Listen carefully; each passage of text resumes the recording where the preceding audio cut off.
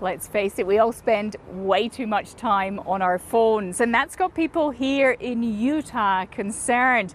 The state is known as the youngest in America. Almost 1 in 3 people are under the age of 18, and they're now facing strict legislation on how they use social media. 25, almost 26 hours on TikTok, 10 hours on messages, 6 hours on Instagram. 2 hours on YouTube. Users under 18 will have to get verified parental consent to sign up to an app. Parents will be given access to kids' apps and messages, and there'll be an automatic overnight curfew unless parents opt out. The new laws were passed here at the state capitol in Salt Lake City, and they're among the strictest in the country. We're just going to have a chat with one of the senators who spearheaded them. We're losing kids. We've got a mental health crisis. We have a suicide crisis. I think the social media companies in the United States have failed to protect kids. And the more we simply rely on, Facebook to parent our kids, I think we're going to continue to have problems. But there's concern that the new laws could cut teens off from vital peer support networks. What I worry the bill does is it just takes a swoop and just says, social media is bad for kids, when we really know it's so much more complex. Dr. Sarah Coyne, who researches the impact of media on family life, is also concerned about parents accessing kids' messages. In effect, it's like giving a parent a child's diary to read at all times, or having them sit in the lunchroom with their kid at school.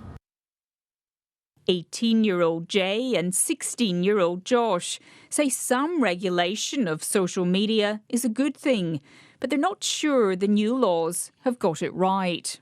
I really only found a queer community because of online and because of specifically Instagram, because it was back then before TikTok.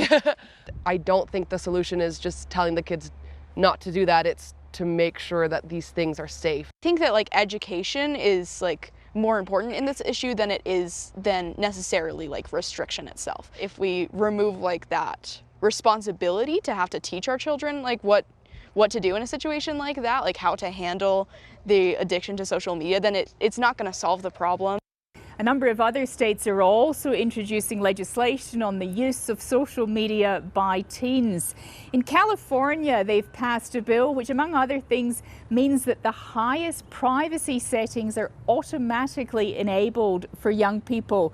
In Arkansas, they've just passed a bill similar to Utah's, which requires parental consent to open an account.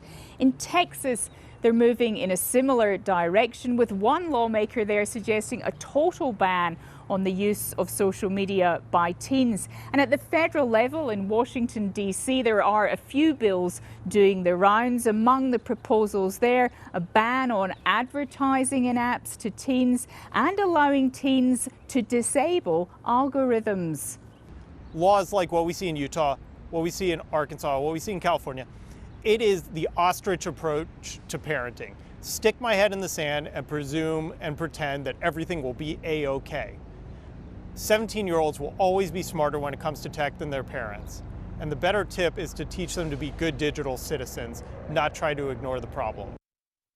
Corinne Johnson lobbied for the new legislation, in part, she says, after watching her daughter get addicted to social media. It just made me feel good to have all these people saying, "You're so pretty," and "I love your videos," and all these things. And I just wanted more. We can't do this alone. We are fighting big tech. We're fighting billion-dollar corporations. And we were so grateful that we had a state legislature and elected officials who saw that they have a role in holding these tech companies accountable. If the tech industry doesn't stop it, this bill will come into effect next year. And while there's a range of approaches across America with how to deal with the issue of social media and teens, there's a real sense here that one way or the other, more regulation is coming.